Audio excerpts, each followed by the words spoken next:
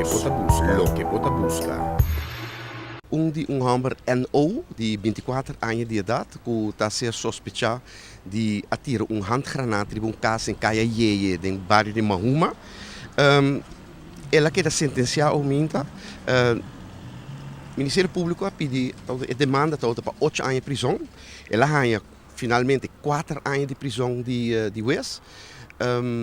Dus esse é veredicto, está claro, 4 anos. O Ministério Público, entretanto, decidiu que nós vamos apelar a decisão aqui, porque nós estamos com uma demanda de 8 anos. Então, finalmente, é uma 4 anos, nós temos uma diferença muito grande. Dus nós vamos apelar a decisão aí. Também, o ESA decidiu, no caso aqui, com 2 pessoas que pedem dano e perjuízo. Também há dano e perjuízo também, porque, por o momento que ela tira a handgranate de casa, tem roupa de destruição e o ESA otorga 1.750 florins a uma pessoa e uma outra pessoa 18.177 florins. Então, dois danos e perjuízos também a queda otorgado do ESA.